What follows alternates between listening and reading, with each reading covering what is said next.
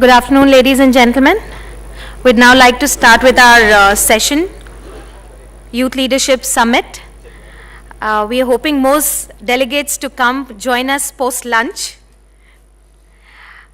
I'd like to invite our distinguished guests and speakers for the day, Professor Madan Mohan Pant, former Pro-Vice-Chancellor, IGNOU, Dr. A. Wali, Managing Director, Foundation for Innovation and Technology Transfer, IIT Delhi, Professor Chetan Vaidya, Chairman, All India Planning Education Board, Colonel Rajiv Bhargava, Associate Director, Munjal Institute for Global Manufacturing at ISB, Mr. Aamer, Independent Director, Bhubaneswar Smart City Limited, and Todd O'Brien, Managing Director, Smart City Accelerator, Dubai. I request the distinguished speakers to please join the dais. Our chair, Professor Madan Mohan Pant, is a PhD in computational physics with professional law degree and pursues entrepreneurial models for disruptively transforming education. He has been Pro-Vice-Chancellor of IGNOU and is a visiting faculty at MNNIT Allahabad. He has been a member of Board of Governors of IIT Delhi and on various committees of academic bodies such as CBSE, NCERT. So I'd request Professor Pant to proceed with the session. Thank you. A very good afternoon to all of you. And we had actually started our seminar with some of us. And I was pleasantly surprised to hear her say that we are waiting Professor Pant to come and then we'll start. So we realized that, and we're saying, why aren't we starting? Why aren't we starting? But anyway, it's a very good afternoon to all of you. And we are in very interesting times now. I mean, I think never before in history have we seen this kind of a cusp and convergence of various things. And therefore, it is very, very interesting, challenging time. Opportunities as well as real dangers. For those of you who have a literature background, this was very well described by Charles Dickens in the opening lines of A Tale of Two Cities. He began the epic almost story by saying it was the best of times, it was the worst of times. It was the age of wisdom, it was the age of foolishness. It was the epoch of belief, it was the epoch of incredulity. It was the spring of hope, it was a winter of despair. And basically what it tried to say, that here was a time when for some people it was great, and for other people it was actually misery. And this is the time of the French Revolution. As I will probably say if I get another chance, we are at the beginning of what Professor Klaus Schwab in the last Davos meeting said, the fourth industrial age. And we are at the beginning of a fourth industrial revolution. And that's how things become very interesting, and that's how a panel like this becomes very meaningful. To set the stage, I will just take a couple of minutes to introduce what is meant by the phrase Fourth Industrial Revolution. See, pre-industrial age, the only source of energy we had was muscular power in humans and animals. And therefore, people who had large sources of energy were those who had thousands of slaves and maybe domesticated animals. And it is with this kind of a labor that you could build the pyramids, the Taj Mahal, the Konark Temple, whatever you wanted. The only machinery you had was the wheel, the pulley, the inclined plane, and the lever. With this, we had all these miraculous things until a few hundred years ago, which is said to be the beginning of the first industrial revolution, when we harnessed steam. Once we harnessed steam, we had steam for locomotion, as in steam engine. And we had steams as boilers for the factories to give them power. And for the first time, an industrial age started. And this went on for about 100 years till Edison discovered the electric bulb. Prior to that, lots of things happened. But when the electric bulb was discovered, and I'm saying this with a certain degree of importance, he was not delighted, I have made the electric bulb, great, I am a great inventor of all times. He said, if this electric bulb has to be used, electricity has to reach these people. And therefore, electricity has to be generated. and distributed. In other words, he talked of an entire ecosystem. I think that's the idea of such a panel over here, to talk about an ecosystem which will talk about planning for the future. And as to cut a long story short, that was a company called General Electric, created basically by Edison, although we know more about Jack Welch, who was the more flamboyant CEO. But the beauty of this is that it didn't stop at that. He then looked for investors who will invest in it. To me, Thomas Edison is the greatest story which is appropriate for today's time, because he did the full cycle. He doesn't know government should give me money, some philanthropist should give me money. He said, if I've created something useful, people will give money for it. And this is how most of future progress will happen. This went on merrily till about 1969, when electricity was replaced by electronics. And you had this whole series of radio, television, computers, etc. And this was called the Third Industrial Age, which begins around 1970. We are, at least some of us are clearly beneficiaries of that Third Industrial Age, and because of the education, and I will specifically mention IITs with whom I associated. You remember IITs were created in 1960s. There is no well-defined institution which is talking and preparing you for the Fourth Industrial Age. The triple IITs are not doing that. The point is that participation in the Fourth Industrial Age is open to everybody who is a self-learner, lifelong learner, and is willing to learn whatever is needed to learn. You can start from any. We were talking of people from medicine identified, which is happening here now, by technologies like big data, analytics, machine learning, virtual reality, and so on. And this is transforming the world in a very, very big way. The opportunities for people is to be able to leverage that and move on. And as you've seen, smart cities and application of Internet of Things and so on. So we have a very distinguished panel, and we have a very nice mix of educationists, etc. So we have Professor Wali, who's Managing Director of Foundation for Innovation and Technology Transfer at IIT Delhi. And I have seen that happen for quite some time, and it's a very nice combination of industry-academic interaction. Mr. Chetan Vaidya is Chairman of the Planning Education Board, AICTE India, and one of the big challenges is that are we keeping people ready for the future? Colonel Rajiv Bhargava is associated with the Munjal Institute for Global Manufacturing. As you know, Munjals are great manufacturers, the entire Hero Group, and they also have a university, and they have tremendous interest in education. I think at one time they had a special project on English language education and so on as well. So we think we'll have very interesting. Aamer Azeemi is independent director in the Bhubaneswar Smart City Limited. As we said, that we are now looking at an age of smart cities, which means technology embedded, sensors embedded, Internet of Things embedded. I would have personally liked to go one step further and call them learning cities as well, because we are now in an age of lifelong learning, and UNESCO has a definition of a learning city and actually categorizes certain cities as learning cities. It would be a good idea to say that smart cities have learning cities embedded in them. And of course, then we have Todd O'Brien, Managing Director from the Dubai kind of Accelerator. And I must mention this because I was very fascinated. So I've been following this Fourth Industrial Age aspect since last year when Klaus Schwab mentioned it at Davos. So which are the countries which have taken action? Obviously, US, several states have done it. Singapore has an initiative called Smart Singapore. Sometimes they call it 4.0, sometimes Smart. And third on the list, I heard a couple of weeks ago, the UAE has announced a full council for the Fourth Industrial Age. So they say, how will we benefit from this renaissance which is happening? And followed by that was Vietnam, and Vietnam Prime Minister announced that he wants the country to be an active player in the Fourth Industrial Age. And latest is the new South Korea president. He actually had it as part of his election promise, and his first statement is, we have to get ready for the Fourth Industrial Age. So as I said in the beginning, this is an era of opportunities. It is an era of challenges.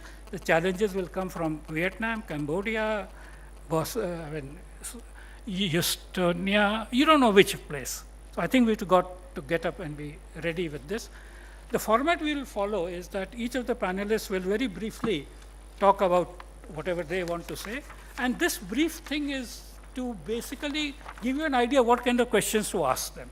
And the main event here is asking the questions and getting to know the answers. So the panelists will just trigger enough so that there are questions and then we'll see how we go, and we hope this session should be useful to everybody.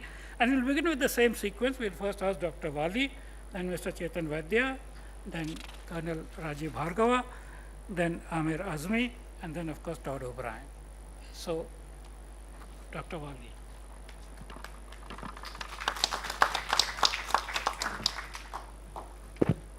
Good afternoon, and ladies and gentlemen, and distinguished members on the panel.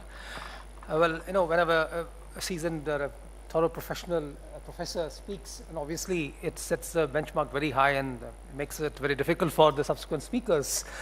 Nonetheless, I have been fortunate to be associated with the IIT Delhi, work at the interface of business and research, which is a key area where I work in and engage with industry full time. He's very right. We are living actually in exciting times. Why do I say so? Because I have a first-hand experience. You know, all the people who are in their mid-40s, 50s or beyond that. So we have seen several generations of change, you know, by standing in queues and waiting to send what we used to call STD trunk calls, the straight trunk dialing. I used to actually wait for 3 hours, 4 hours to make one call to a neighboring town, which was just about 100 kilometers away. So those were the times actually we have grown up with. And today, you know, you can just flip out one of the best and most aspiring models of a smartphone and make a call. The reason we say is an exciting time is that, at least particularly from Indian standpoint, is that we are a very youthful country. We are a very confident country. And more importantly, we today see a lot of opportunities. Opportunities to address insurmountable challenges that we still face. So therefore, what is the way out? It's absolutely appropriate for our youngsters to aspire for good lives, aspire to expect what the country can offer to them. Nothing wrong with that.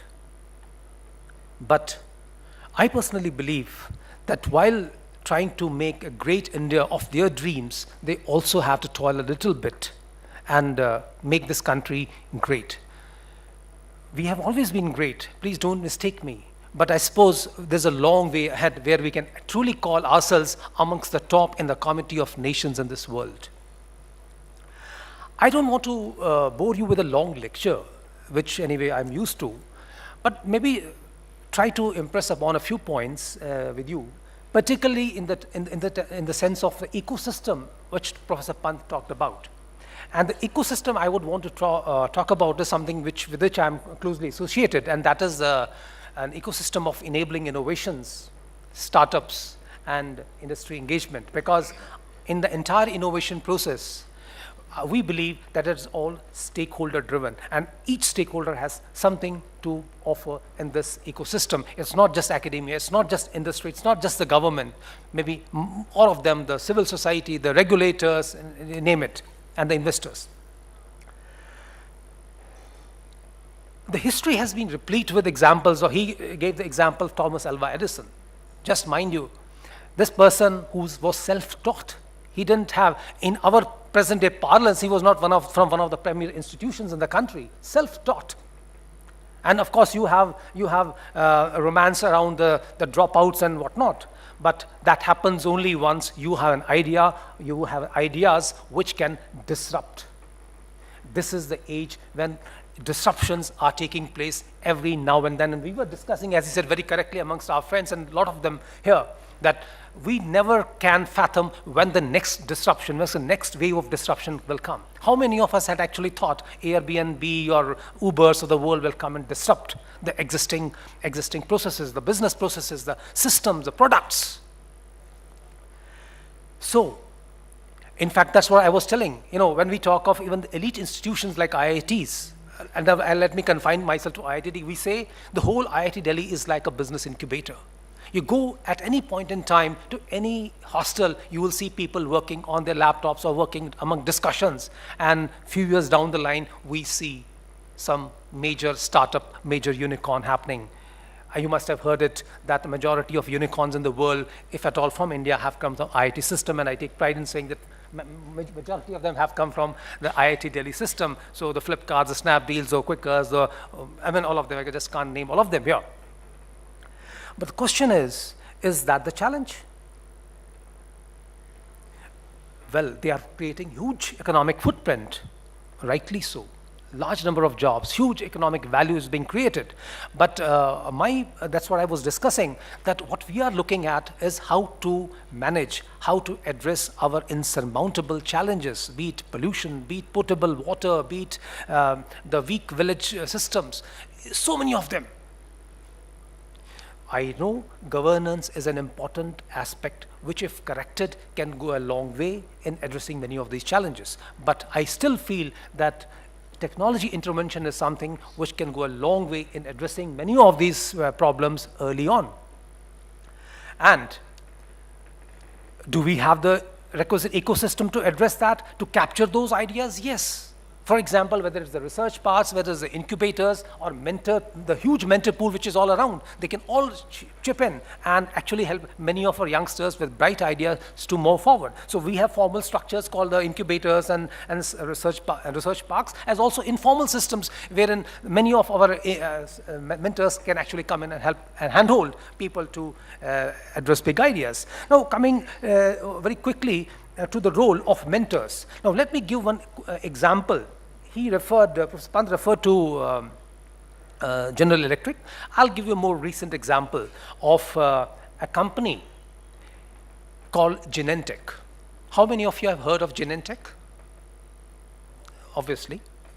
Now, let me very briefly tell you about this company. So, who started it? It was started by Professor Herbert C. Boyer. Some graduate students did work on recombinant DNA.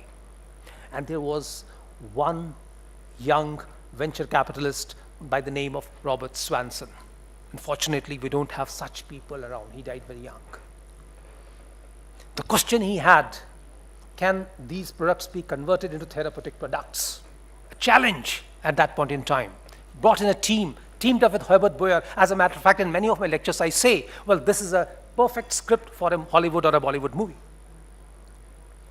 In no time, this company, when it was established 3 or 4 years, they gave you insulin.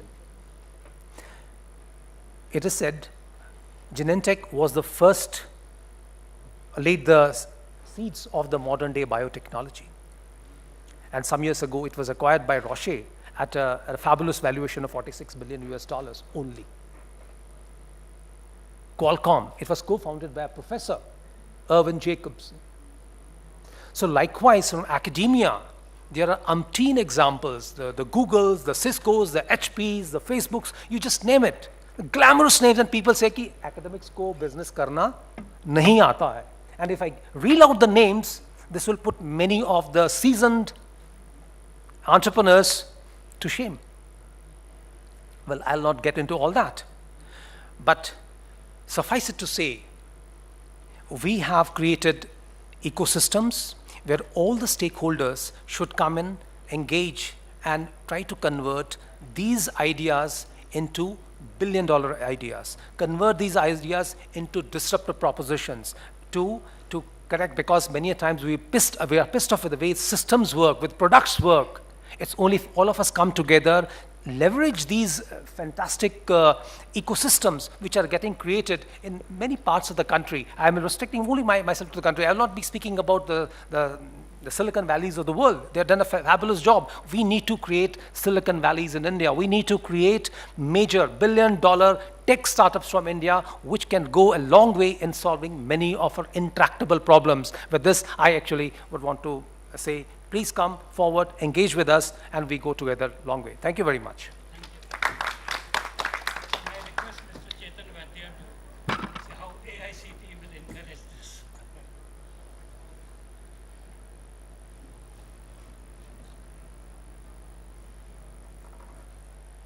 Thank you, Chairperson, and thank you, Anil Wali sir, to put that broad framework.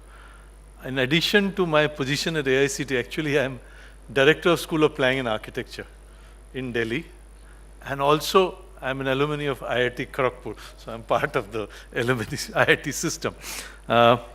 See, I will speak on urban with the same idea of entrepreneurship and progressing from different things, but my focus would be urban and how this all becomes relevant. We must first thing understand that India is a very large and a diversified country. One size fit is not going to work for India. If somebody thinks that they can sit in one of the bhavans of India and give directions of what the urban local body will do, this is not going to work. I mean, that is first thing. We have to understand state governments and local bodies that will going to change urban India in this country. And they are diverse and they are very large number.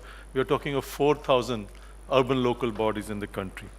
And moreover, urban system in India is messy. We all know that urban systems are messy. We have the traffic problem, inadequate water supply, lack of finances and all that. We all understand. But more important to understand is that urban India is hidden. The so-called cities is only 32%. But there is another 10 to 15% of population which is around the cities, in the periphery and in large villages, the so-called large villages. Actually, they are urban sectors. And we must think of both messy and the hidden urbanization. And Government of India fortunately has now realized that urban India is extremely important, both for economic development, providing jobs, and also if you want to achieve the objective of sustainable development goals, the action has to be in the cities, because that is where the problem lies. And we have the Smart City Mission, Amrut, Housing for All, Heritage Cities, and so many. Finances are now available, fortunately, compared to what it was 20 years ago. But the problem is capacity. There is no capacity at the national level. There is no capacity or very limited capacity at the state level, no capacity at the local level. In local urban bodies, you will not find people who can deal with urban engineering or urban planning. And more importantly, there is also lack of capacity in the private sector. I mean, this whole idea that you can get a consultant and get your work done is not, there is a general lack of capacity in the urban sector as a whole. We have not understood the urban sector and we have not developed that kind of professionals. So it's fortunate that both AICTE and Government of India is now focusing on skill development, and there are special programs. We all know about the skill about the ministry, but even organizations like AICTE, School of Planning and Architecture, IITs, they all have been asked to encourage skill development programs, certify trained people, and so on. So that is a whole kind of activity, and which we still, unfortunately, in urban research, the focus has been on intuition. We design with intuition. Still, evidence-based research is lacking.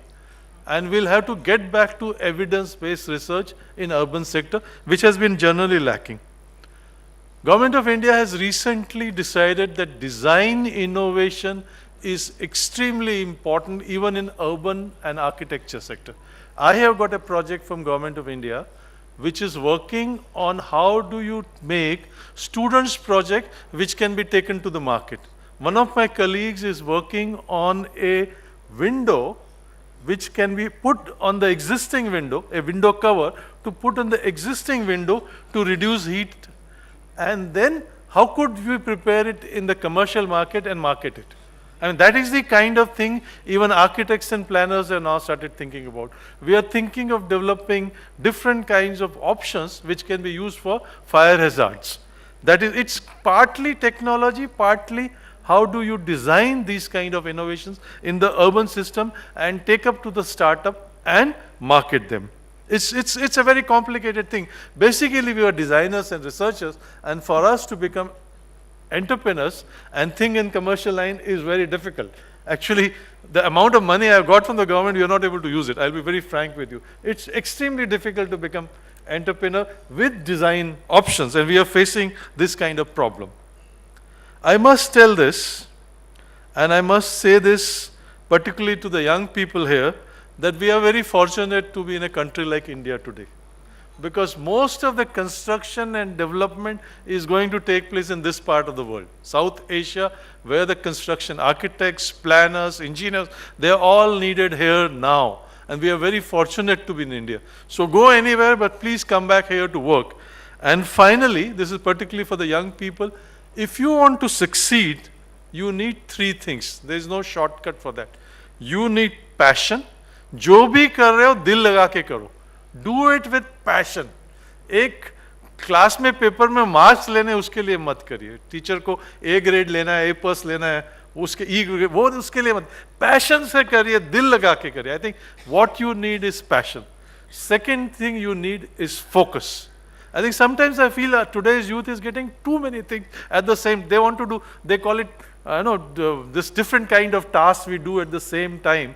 Multitasking. That is a term they use. My students use the word multitasking. Actually, multitasking एक भी काम ठीक तरह नहीं करते. They don't do even one work properly. I sincerely believe we need to focus at one time. You should only focus on 2 or 3 things. That is where you will success. And finally, all these people who are sitting there here, they are sitting here because they worked very hard. There is no shortcut to hard work. See the way our chairman has come today and how passionately he got involved with this today's panel, because he believes in hard work and passion. I think with focus, passion and hard work can only succeed us in life. Thank you so much. May I now request Rajiv? Thank you, sir. Say something with more questions. Okay, sir.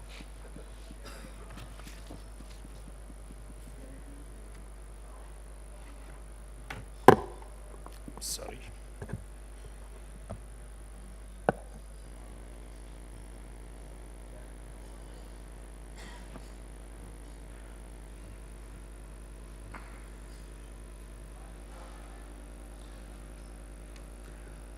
Mr. Chairperson, sir, and ladies and gentlemen, as has been the theme today, it is really exciting times which are there, and as you would see that liberalization, globalization, privatization, all these aspects have made we Indians competitive. And without competition, we have realized that if we are not competitive, if we are not competitive, then we are not going to sell our product. If we are not able to have the best technology, we are not able to sell the product, we are doomed to fail. And that is why I am going to talk about a very interesting aspect, and that is how industry and academia can connect together. How can they work together? There are a lot of, up till now we have survived by having a parallel path, but will the path remain parallel or has it to meet something going forward? So here it is, how the industry academia disengagement exists as of now. You can see that we have the academia and the industry. Basically, we all know that we need to connect with each other, but we don't.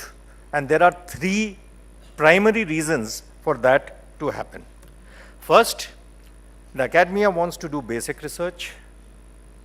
They want to go in for the principled approach. They want to go and identify what are the problems which are universal. On the other hand, the industry is interested in applied research. They want a short-term solution to their problem. They want that, I want to make profits immediately. Please help me with that. So there is a diverse point of view on both. The second aspect is, of course, the academia wants to publicize whatever they have researched upon, whereas the industry wants to guard it. Just imagine, we are both pulling the other way around. And third is, the industry is unhurried. They have their own agenda, the way, sorry, my mistake, the academia is unhurried. They have their own agenda, the way they wish to take forward. Whereas industry is time bound. They say, I want my outcome from the academia by this much time. Better give it, otherwise I'm sorry. So now, how do we take this forward? This engagement area is more of a disengagement area. How do we engage this? That is what I'm going to talk about right now. And why it is not happening is because of lack of economic compulsions. Just simple. It's lack of economic compulsions because of which all this is happening.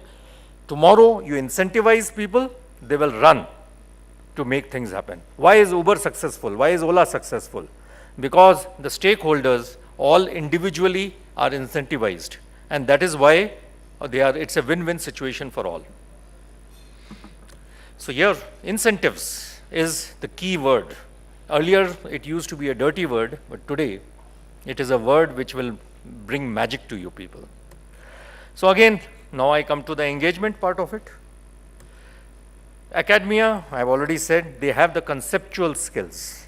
They will be able to tell you how you should be working 5 years down the line, 10 years down the line, what should be your vision, what should be your thought process. Whereas the industry is all about practical skills. That how can I, if the assembly line is making 50 products in 1 minute, how do I make it 100 products? Simple as that. They are worried of today. Maybe academia may tell you that you may not need an assembly line tomorrow, but the point is right now you need the assembly line. Academia creates knowledge, the industry consumes knowledge. There is no two doubts about that, and this will continue for as long as academia and industry continue to exist.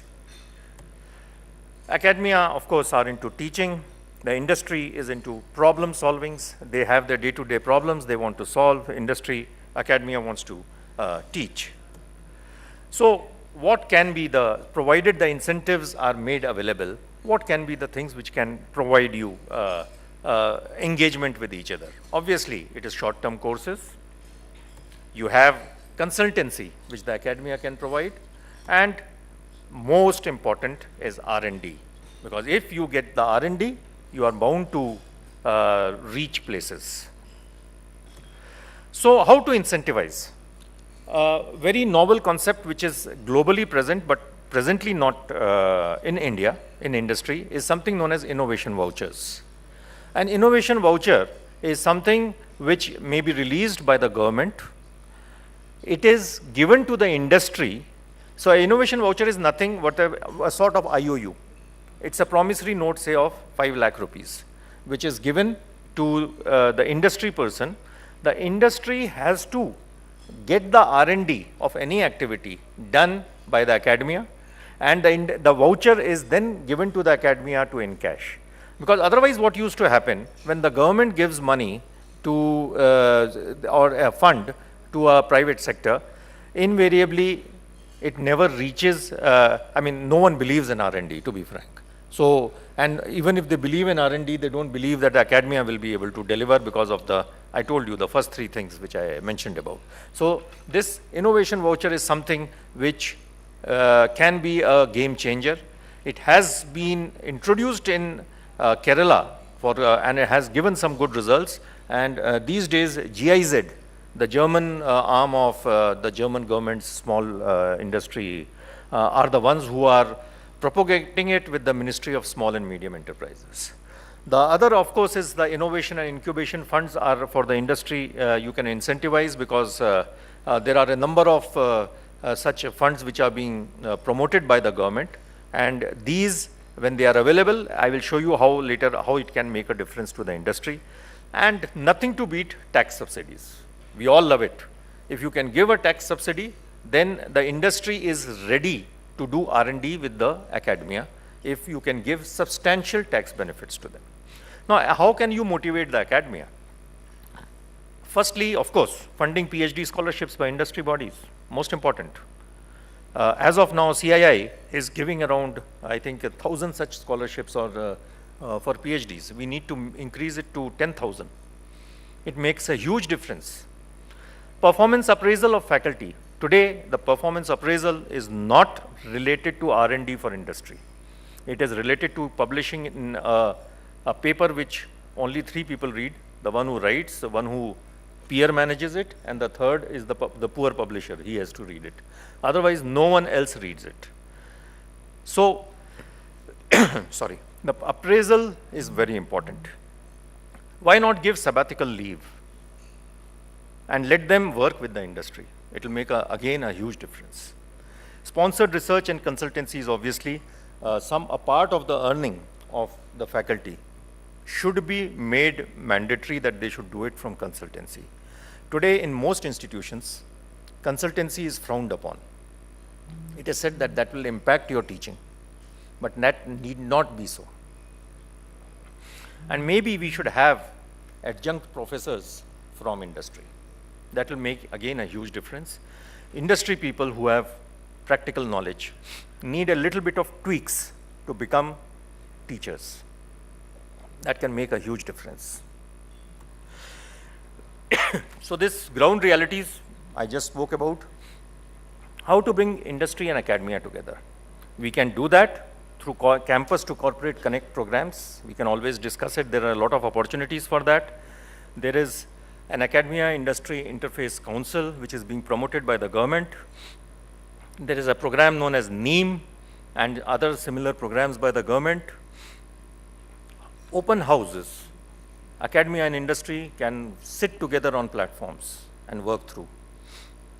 And of course, industry internship programs are very important. So I come to the important aspect, how can startups obtain academic support? You can see, develop an idea, attend workshops, develop a proof of concept, seek entry in an incubator. They will be talking about Todd, yes, and finally develop the product and launch. This much so far. I hope you've got the idea as to what I'm talking about. Thank you. So may I now request the smart city specialist.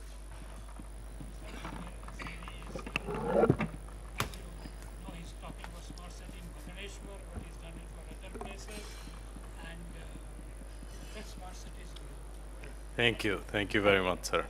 First of all, Professor Pant, I'm honored to be on the same panel with you.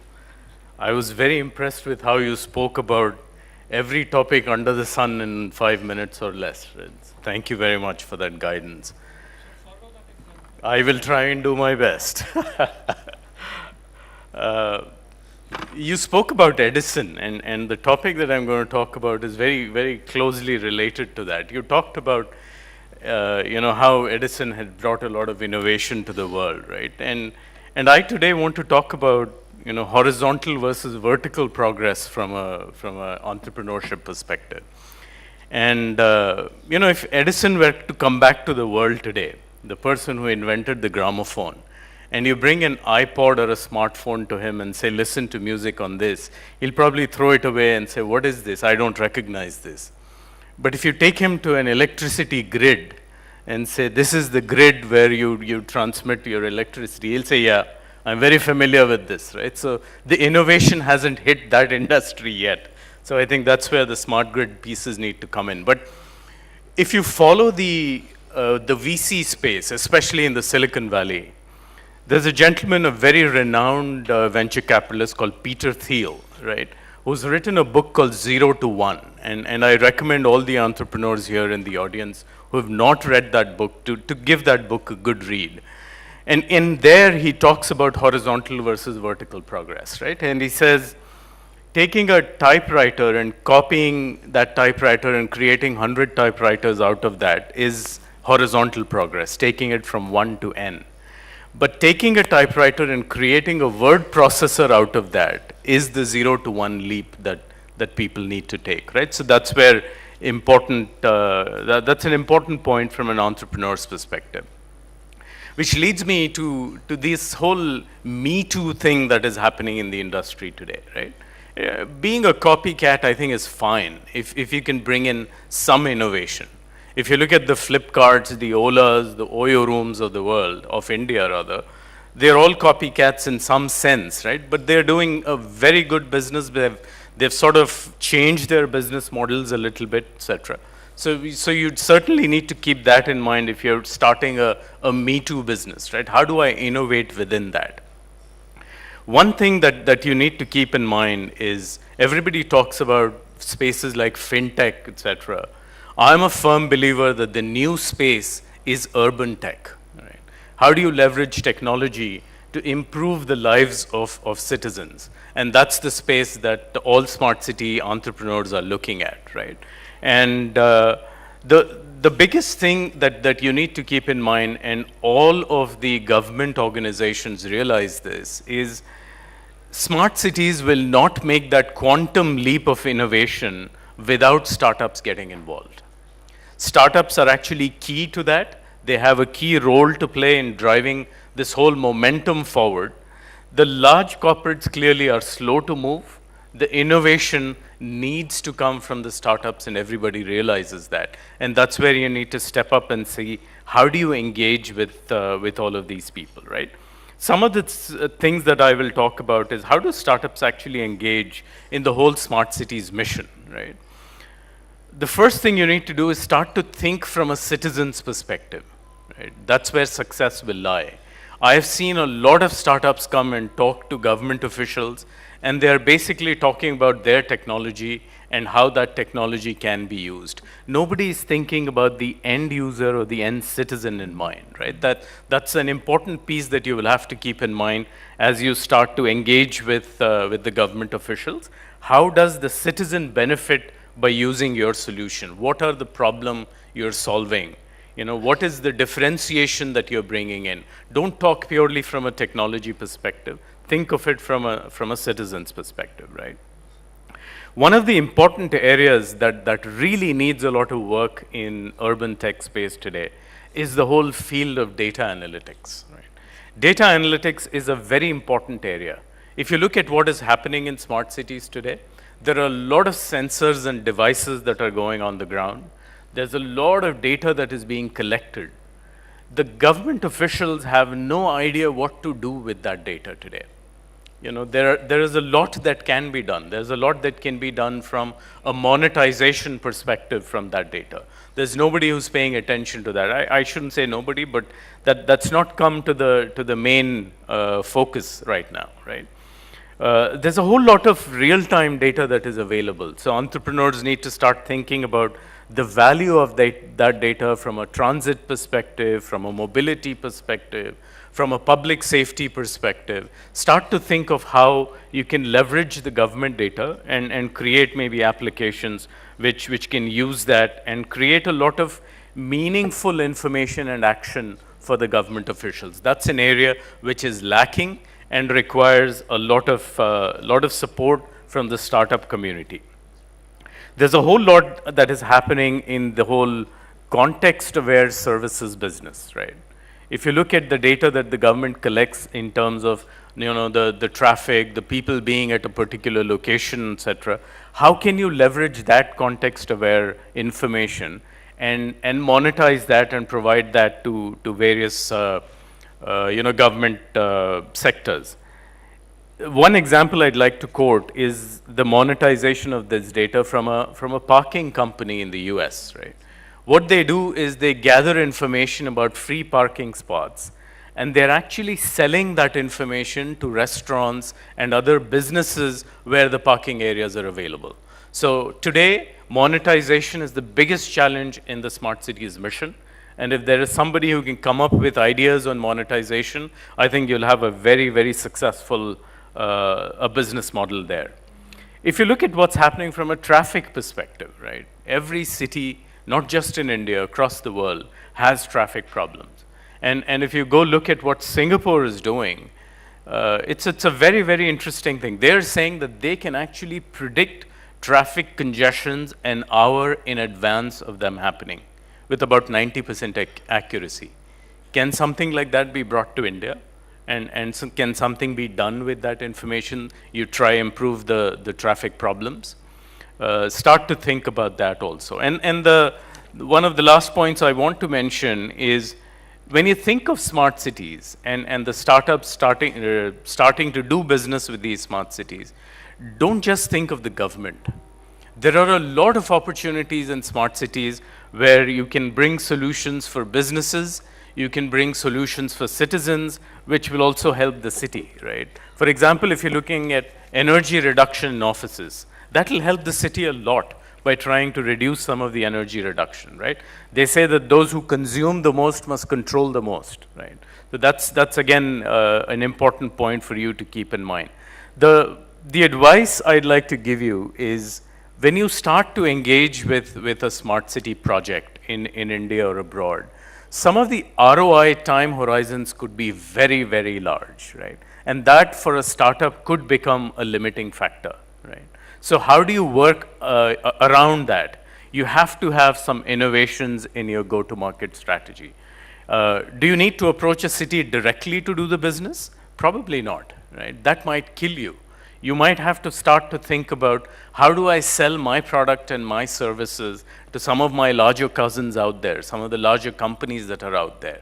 And I think what you need to do, and I've seen some large companies doing this, don't get blocked into a back-to-back payment arrangement. So if you're selling a product, let's say, to a large company who's doing a smart cities project, and if you have a back-to-back arrangement with them, back-to-back payment arrangement, you will get stuck for years together, and your cash flow is going to go down the wire, right?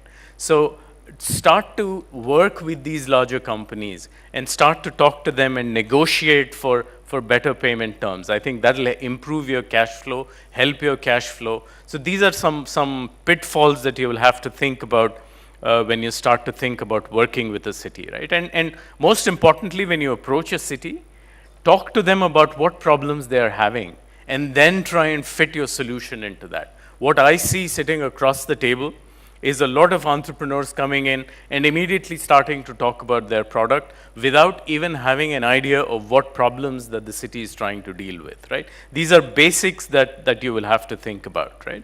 Finally, one point I'd like to make, there is a startup mentor who goes by the name Rodin Hood, right? But like Robin Hood.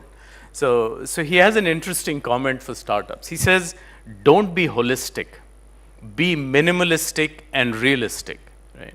And he says, do one thing so well that no one can dare to compete with you in that particular space.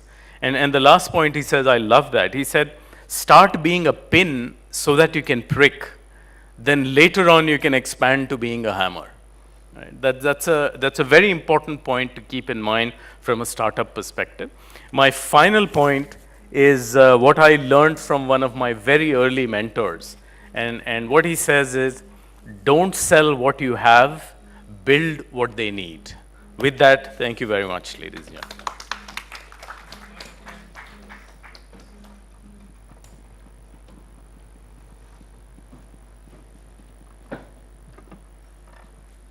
Well, it's always fun to be last, so thanks for hanging in there, and thank you, gentlemen, for the great talks.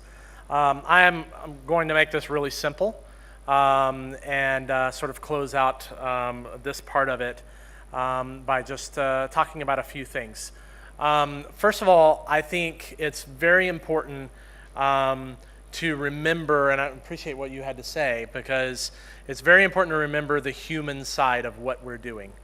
Too often I see entrepreneurs who come and want to be a part of an accelerator, or they want to build a business, and it's all about the ones and zeros. It's all about the code, it's all about the technology, and it's all about how this is going to create a difference or a disrupt in the market. And I think that's fine, but if you think about any great product that's been created, like anything that's been created that is an incredible product, it always applied to the human side of people. So until the day that we're all robots and robots are selling to us and we're talking and there's no humans involved, there will always be a human at the end of it. So I really appreciate what you said about the citizens. I'm working on a project in Dubai, and one of the main purposes behind that is that their citizens are the happiest citizens in the world. And that's what they're driving to. So all the technology needs to surround the happiness of those citizens. I mean, it's a pretty unique vision. It's really exciting, and it's great to hear you driving that here, because at the end of the day, the people who are in the rural areas, the people who are in the urban areas, they're all still people, and they need something. So what is it that we're trying to create? So I want to give you a couple of things that I think of when I'm trying to create. I've created several companies myself, and when I go down this path, just sort of my line of thinking. First of all, be ultra creative. Now, it's hard when you're doing something very scientific. So if you think about the art or the science of what you're doing, don't just think about the science, think about the art of it as well. I mean, think about it if painters just painted how they were supposed to paint. We would not have some of the beautiful paintings that we have in this world. Painters just broke the rules, and they just painted the way that they felt they needed to paint. And I'm not saying code that way because it just may be a disaster. But what I'm saying is create your technology with a balance of art and science. It needs to be something that people will remember. So be creative. The next thing is push the limits. The best products make us uncomfortable. Let's think about it. The very first time I used a taxi service, it was a little uncomfortable. It felt a little strange. I was excited about it to see the little cars driving around that were going to come pick me up, but it felt a little strange. So push the limits. We don't know, like none of us know what 10 years is going to look like. You have a lot of people who are futurists and they talk about it, and they've got a lot of great ideas about how AI will control things and all this, and that's great, but we still really don't know. So as an entrepreneur, young, old, it doesn't matter. Push the limits. Like bring something to the table that is so surprising and so great. And I love what you said, what Robinhood says. Robinhood is just to put all the energy into something that is so great. But also don't forget the creativity. And the last part of it is don't forget the human side. Never forget that there's a human on the other side of that technology. And it's humans who buy the technology, right? And it's businesses who sell to humans. So ultimately, the end state is create something really great, push the limits, and surprise people. And remember that there is something there's someone on the other side. There's a company in the UK. I've lived in London the last 4 years before moving to Dubai. And there's a company in London that is actually has got a hold of one of the power companies, and they are letting them access that grid. And they've created an algorithm that actually shares like a blockchain economy sharing of the energy. So if they have a solar-powered energy coming into their home and they're out of town for 2 weeks, that solar power can then be distributed to their neighbors or people down the road off of this grid. So to me, those kind of ideas are things that we would have never thought of before blockchain and before the sharing economy. We were just thinking about how do we make the grid smarter, right? So my challenge to you is get with some people, get people around you who are different than you. That's another big challenge. As an entrepreneur, a lot of times we sort of gravitate to the people who think like us. That is a really bad mistake for a long-term success. I've seen great teams of entrepreneurs, and they're both very technical and very thinking only one-sided. Get somebody who challenges you, who pushes you, who drives you a little crazy, right? But will push you to do something great and beyond the limits that you thought you could do. And at the end of the day, don't forget, there's all humans on the other side using this technology. Thank you.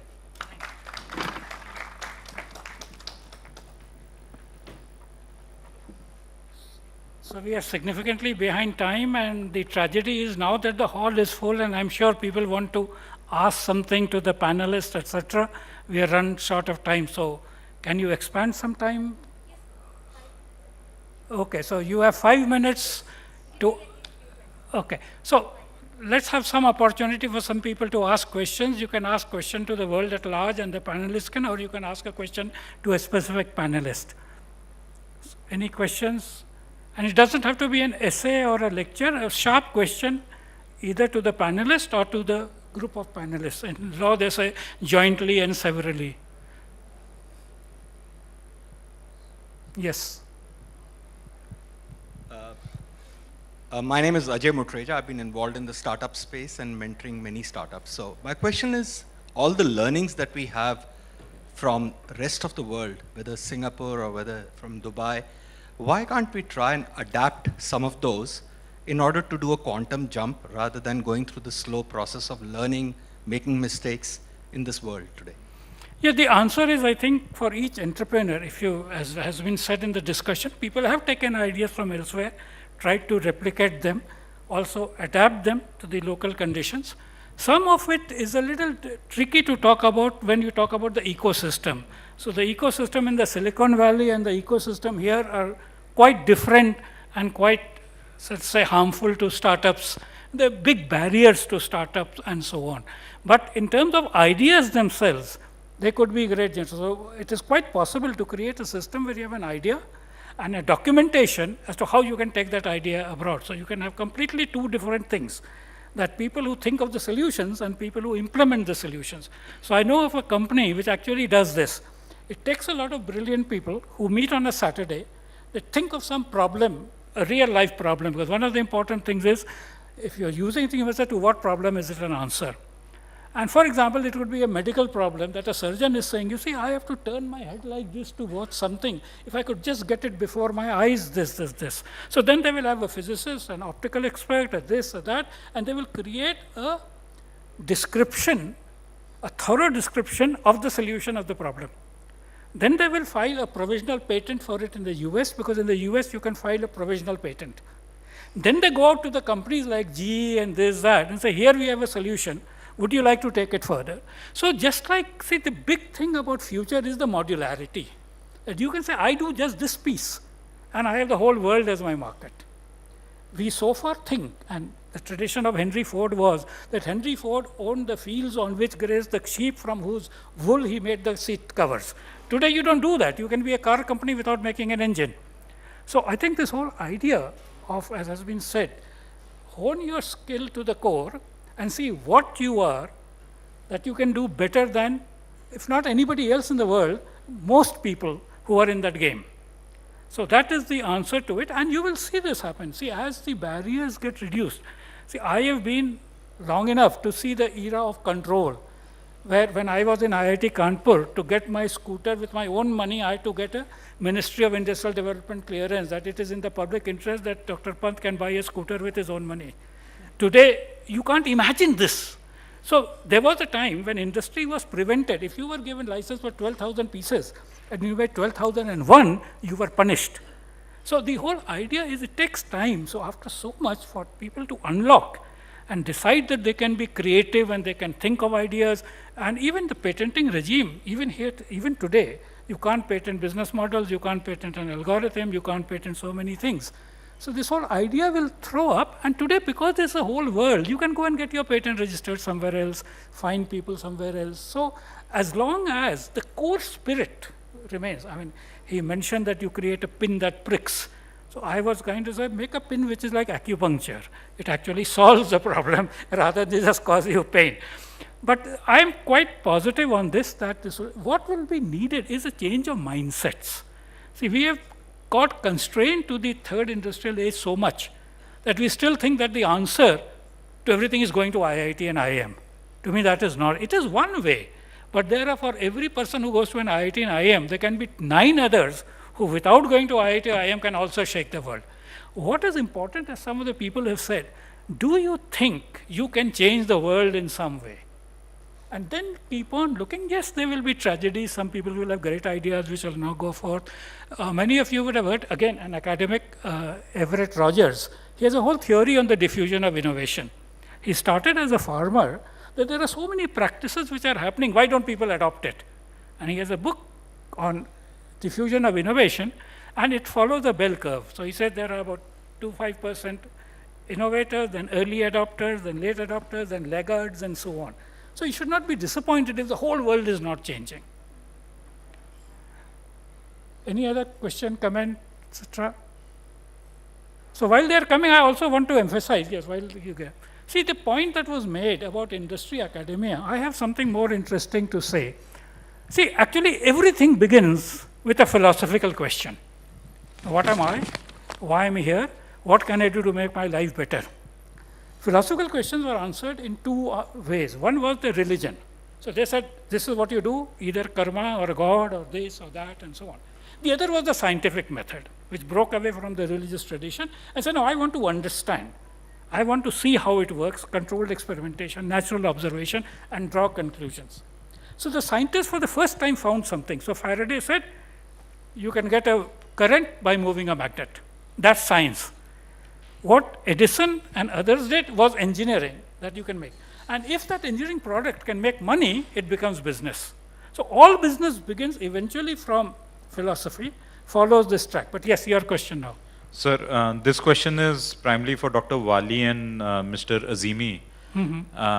We were a bunch of startups talking outside, and we were saying that in a lot of smart city projects, invariably government becomes one of the key buyers, and startups end up getting killed in passing through the whole government purchase process. Are there things that you're seeing in your experience where this is getting sorted to certain ways, or things that startups could avail which we don't know of? Any experience sharing that you can do there? Yeah, I think it is just a beginning. In fact, that was actually a big pain point for the startup companies. And since having been associated with DIPP in the last few months, I think they are cognizant of this particular situation and are trying to address them in a manner which is actually acceptable in the government circle. So I can say, well, you should see something, or we all should see something happening in the next few months, maybe. We are seeing a lot of encouragement for startups when you see some of the RFPs coming out, right? I know one particular state, and I think there are others who are following, who are saying that X percentage of a solution you provide for a smart city needs to come from startups, right? So that's encouragement. The other bit where startups have a problem is pre-qualification, right? So many number of years of existence, so much, you have to have revenue and all of that. There is some bit of discounting coming into that also, right?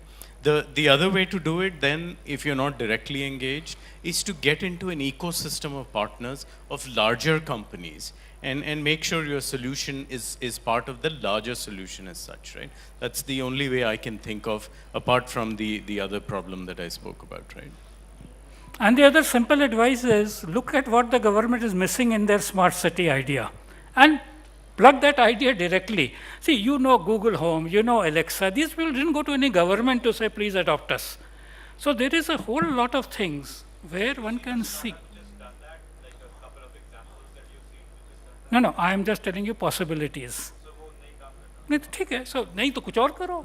See, I think one of the important things about being an explorer or researcher is keep trying till you get. I can tell you all know stories of people who tried hundreds of things which didn't work out. Steve Jobs did things which didn't work out. Bill Gates did things which didn't work out. Nobody talks about the failures of people. People only talk about the huge successes.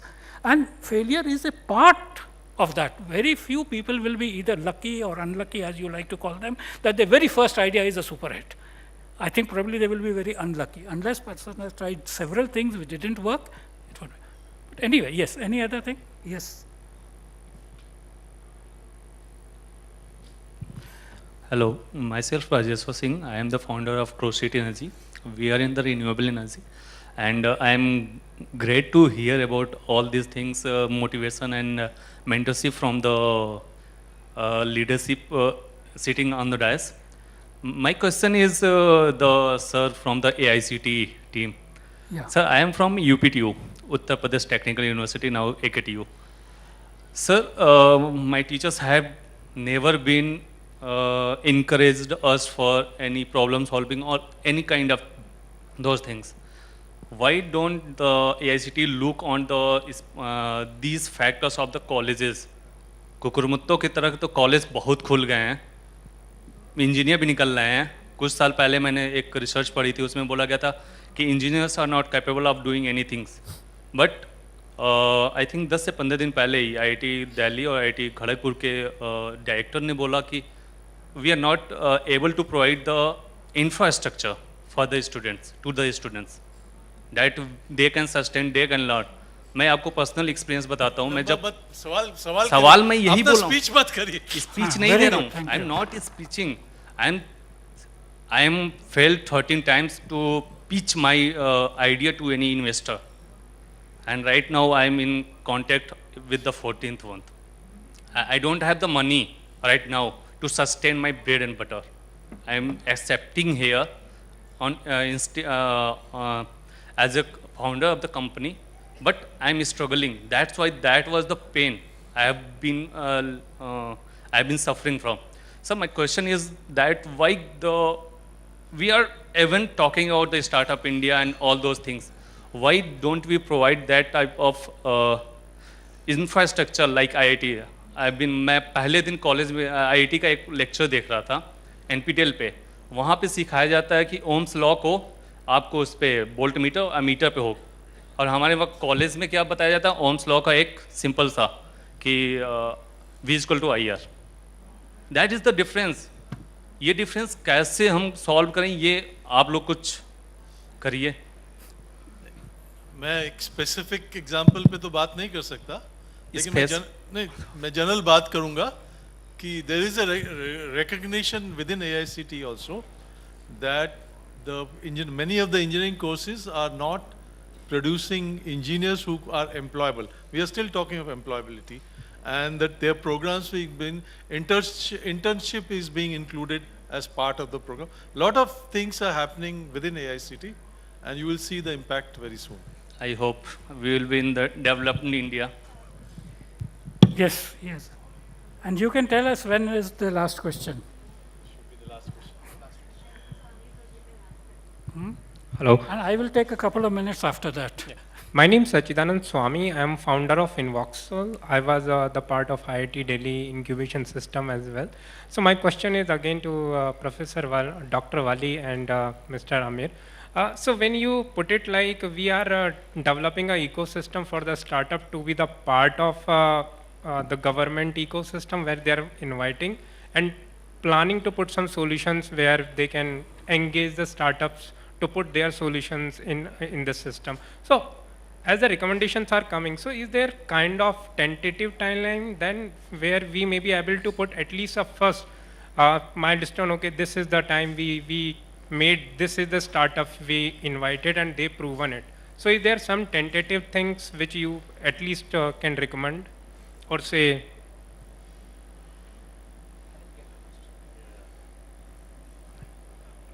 Sorry, I didn't get the question. So my question is very specific in this direction. When you say the government is working on it and probably you already being in discussion, so any kind of a like timeline which we maybe think, okay, after... Let me give it a different twist.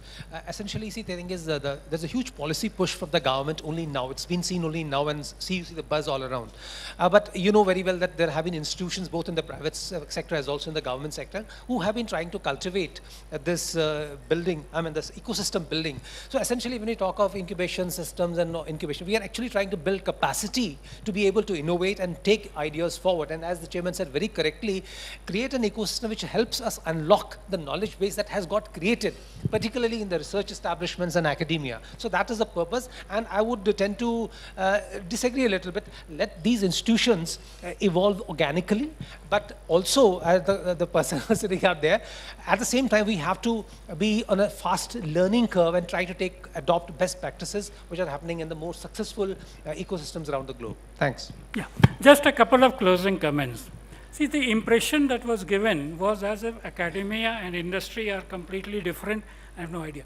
See, when academia or researchers, I don't even like to use the word academia, individual researchers pursue something, as I said, they try to solve some problem.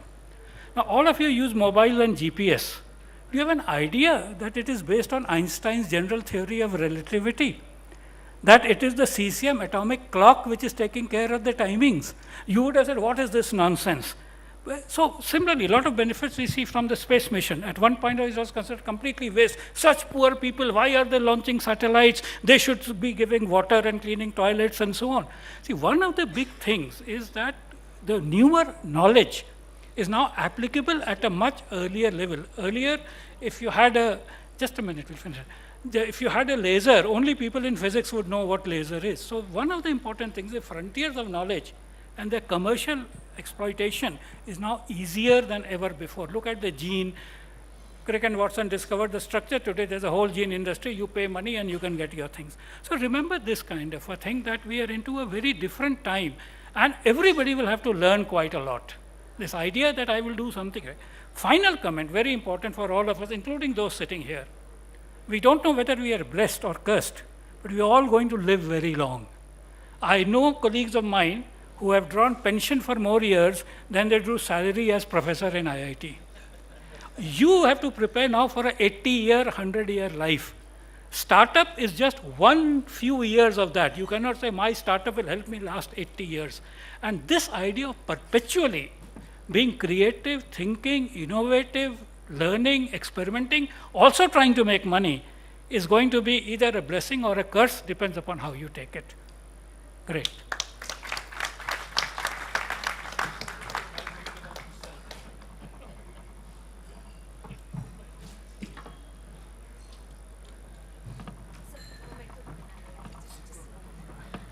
I'd request Professor Pant to please hand over the token of appreciation to all our distinguished speakers.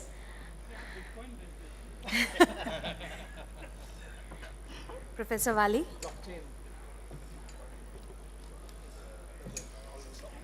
Thank you so much, sir.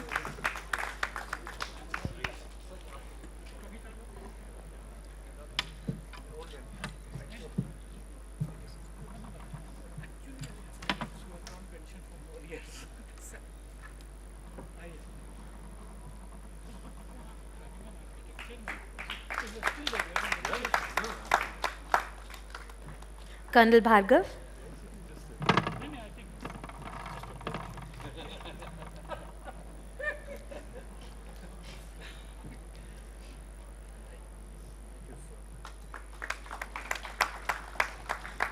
Mr. Aamer Azeemi.